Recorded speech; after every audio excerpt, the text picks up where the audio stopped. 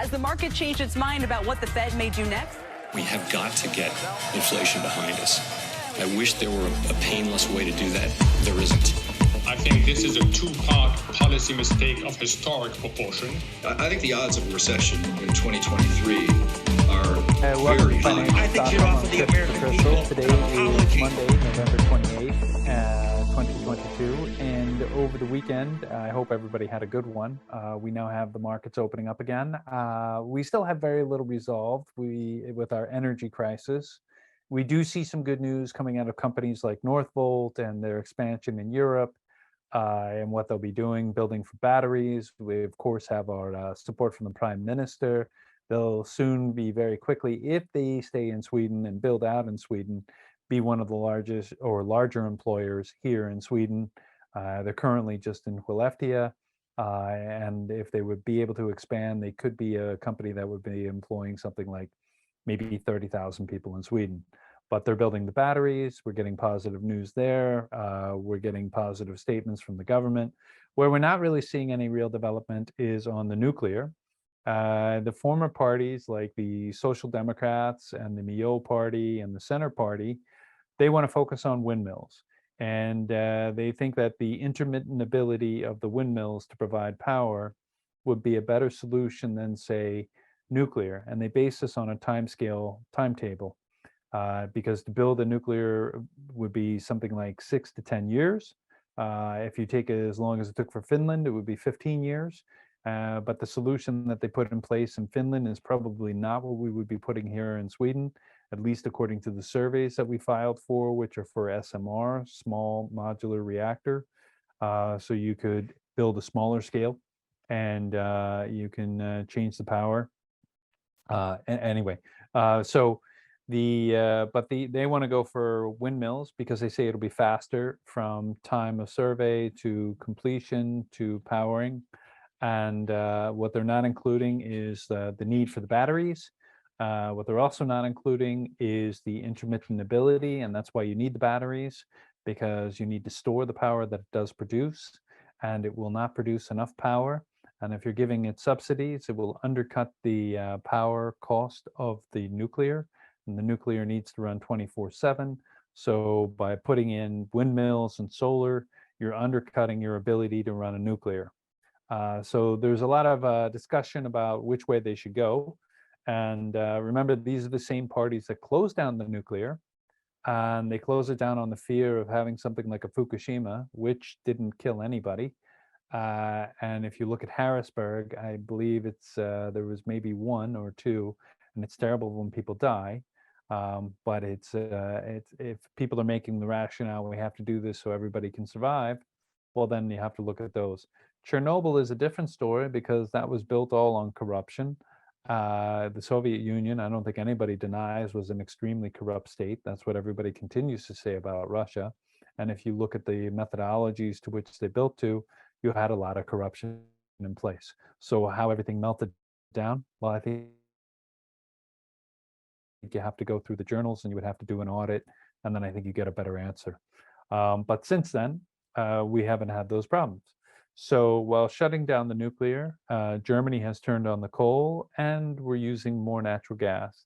And also when I walk out at night and during the day with my dog, I always get to smell the smell of wood burning. So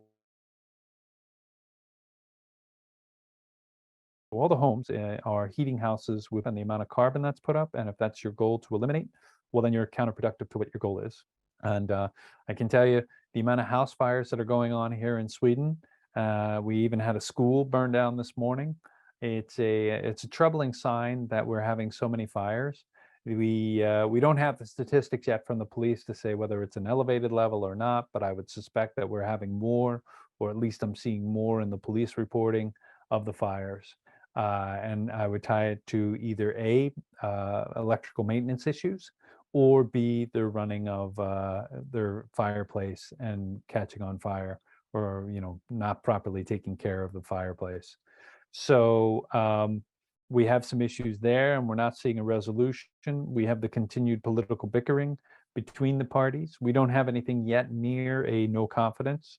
But I think, and this is something that will really shake everybody up, is the price of snus. So the EU is now telling Sweden we will have to be doubling the cost of the tax on the snus.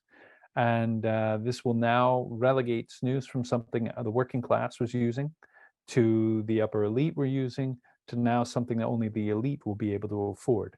And this is it's a question at the heart of Sweden, and it comes immediately after the Swedish match sale was approved.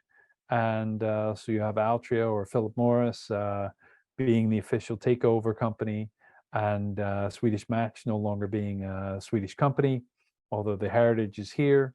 And you have the Social Democrats and the Sverigedemokraterna agreeing to a price hike.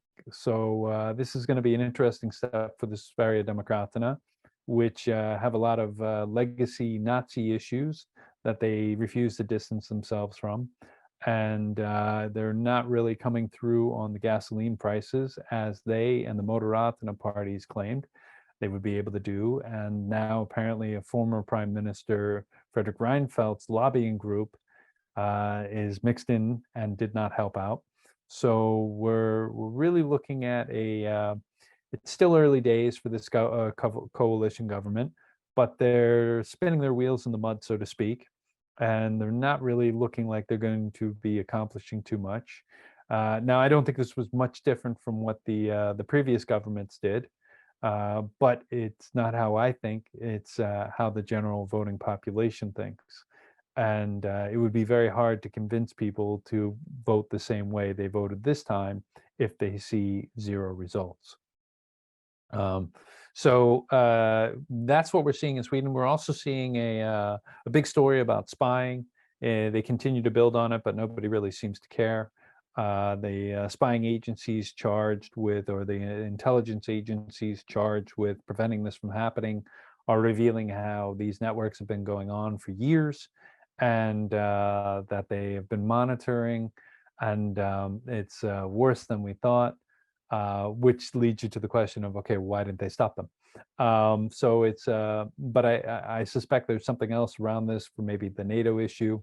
And then, of course, we have more about the Swedish society. We have an increase in the gangs and the shootings, and the amount of shootings near schools and what's happening there.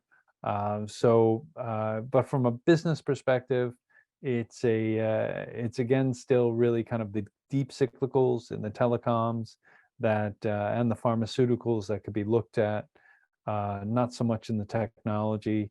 And that's so I would say, as always, you can make money in the market either long or short. You can make it trading or going long term.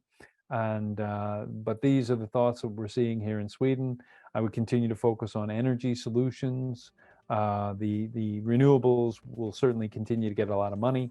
Everybody's pushing towards the windmills, so you can look there in those sectors. And then, of course, the electrical components or battery parts. These companies are going to get a lot of attention, and that would be the rest of what I would look at. So wish you a great day, and we'll talk to you soon. Thank you. Bye.